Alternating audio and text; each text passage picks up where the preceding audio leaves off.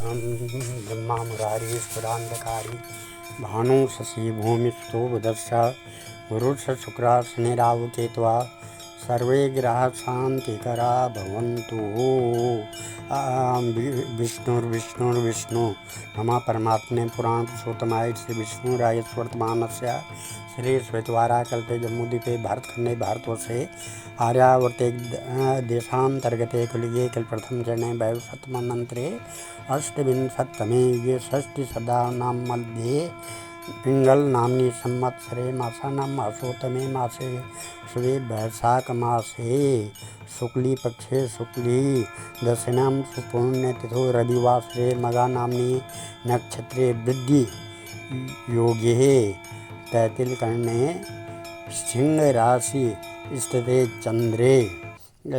आज सिंह राशि में चंद्रमा है, मेघ राशि का सूर्य, मिथुन राशि का मंगल, मेघ राशि का बुध, मेघ राशि का गुरु, मिथुन राशि का शुक्र, कुंभ राशि का शनि, मेघ राशि का राहु और तुला राशि का केतु है। अब आज मैं साप्ताहिक राशि आपको बताने जा रहा हूँ। साप्ताहिक राशिफल जो इस प्रकार से है।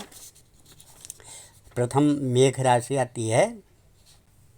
मंगल तृतीयश होने से भूमि जायदाद एवं वाहन आदि पर खर्च अधिक होगा और सूर्य इस राशि में शुभ मंगलकारी रहता है, कार्य क्षेत्र को बढ़ाता है।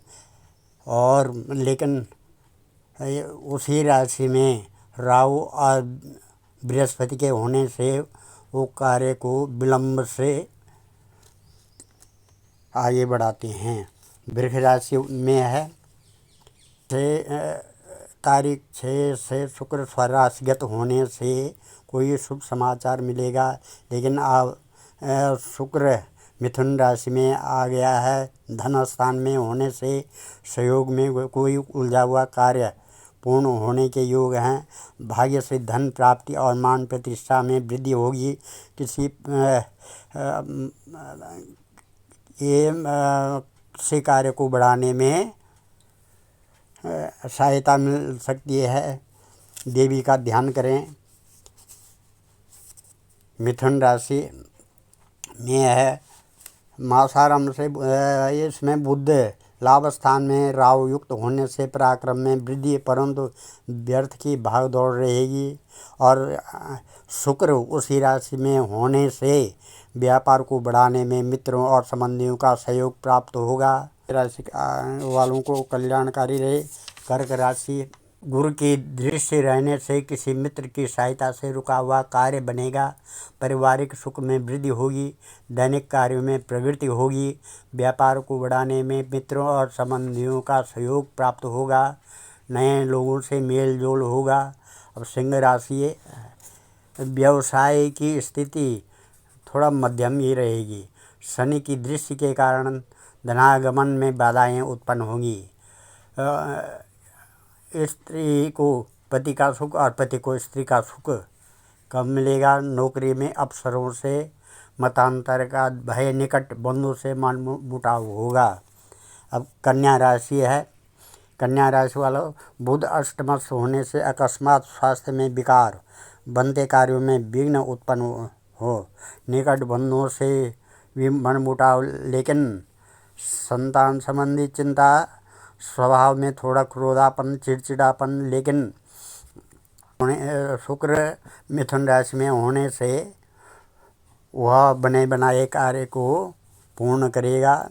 तुला राशि, अष्टमस्थ शुक्र भाग्य स्थान में शुक्र होने से वो भाग्य स्थान को बढ़ाएगा। मानसिक तनाव व स्वास्थ्य को मध्यम रखेगा। लाभ में बढ़ोतरी होगी। परिवार में भाई बहनों से तनाव हो सकता है, लेकिन वह मिथुन राशि भाग्य स्थान का होने, मिथुन राशि में शुक्र होने से वह तुला राशि वालों को फायदा देगा। अब वृश्चिक राशि, आय कम खर्च अधिक रहेगा। किसी निकटस्थ मित्र से मतभेद उत्पन्न होंगे। पुरुषार्थ और परिश्रम करने में गुजारे लायक धन की प्राप्ति होगी।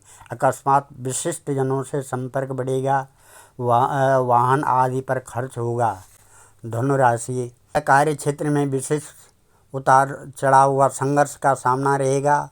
भूमि सवारी आदि संबंधी परेशानियां व खर्च में वृद्धि होगी, परंतु राशि स्वामी गुरु की स्वगृह दृष्टि रहने से अचानक धन प्राप्ति के अवसर प्राप्त होंगे। नौकरी एवं व्यवसाय में उन्नति के मार्ग प्रशस्त होंगे। मकर राशि, विघ्न बाधाओं के बावजूद धन लाभ व कार्यों में सफलता प्राप्त होगी। कारोबार में व्यस्तताएं बढ़ेंगी। व्यवसाय में कुछ परिवर्तन का विचार बने। यात्रा का प्रोग्राम बनेगा। परिवार में संघर्ष और संतान से व्यर्थ की चिंता रहेगी। कुंभ राशि में कुछ रुके हुए कार्यों में सफलता प्राप्त होगी। मित्रों की सहायता से किसी कठिन कार्य की सिद्धि होगी। रुकावटों के बावजूद पराक्रम में वृद्धि एवं आय के साधन बढ़ेंगे। व्यावसायिक व्यस्तताएं बढ़ेंगी। अब मीन राशि, विघ्न बाधाओं के बावजूद प्रयोजन सिद्धि में कोई रुकावट नहीं आएगी। लाभ के मार्ग प्रशस्त होंगे। कुछ अप्रत्याशित सफलताएं प्राप्त होंगी। अकस्मात धन लाभ, बंधु मिलाप, स्त्री सुख आदि शुभ समाचार मिलेंगे। ये राशि आप में जो ग्रह हैं वो आपके लिए कल्याणकारी रहें, मंगलकारी रहें। आपने देवी भागवत में शुंभ और निशुंभ के बारे में, बद्ध के बारे में सुना है। आज राजा सुरथ और समाधि वैश्य की कथा कहते हैं। ओम सृष्टो या सर्ग रूपा जगत वन विदो पालनी या च रौद्री संगारे चापि यस्या जगदिदमखिलं क्रीडनं या पराख्या पश्यन्ति मध्यमाथो तदनु भगवती बैखरी वर्णरूपा सास्मद्वाचं प्रसन्ना विधि हरिगिरीशाराधितालंकरोतु। जय ने पूछा, मुनि यह बताइए कि संपूर्ण कामनाओं को पूर्ण करने वाली ये देवी सुपूजित होकर पहले किस पर प्रसन्न हुई थी और किसे महान फलभागी होने का अवसर प्राप्त हुआ था। सुत जी कहते हैं, राजा जन्मजय की बात सुनकर व्यास जी प्रसन्नता पूर्वक महामाया की महिमा का प्रसंग महाराज को सुनाने लगे। व्यास जी कहते हैं, प्राचीन समय की बात है। सुरथ नाम के एक राजा थे। राजा सुरथ का कुछ पर्वतवासी म्लेच्छों से सामना हो गया। दैववश राजा सुरथ उनसे युद्ध में हार गए। उत्साहहीन होकर उन्होंने अपने नगर की राह पकड़ ली।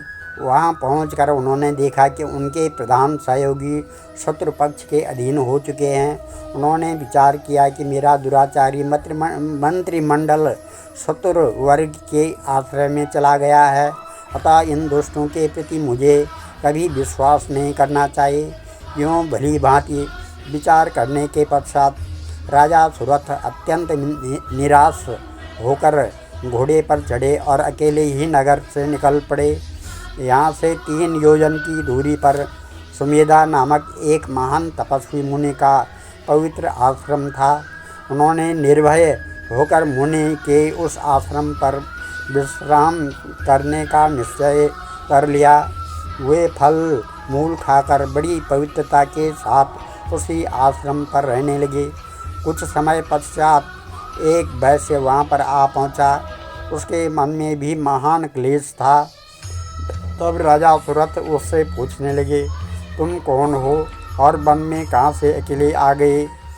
व्यास जी कहते हैं, तब महाराज सुरथ की बात सुनकर वह आगंतुक वैश्य अपना वृत्तांत इस प्रकार से कहने लगा। वैश्य ने कहा, मित्र, वैश्य जाति में मेरा जन्म हुआ है। लोग मुझे समाधि नाम से पुकारते हैं। मेरे पास पर्याप्त धन था। धर्म में मेरी बड़ी आस्था थी। मेरे पुत्र और स्त्री धन के बड़े लोभी हैं।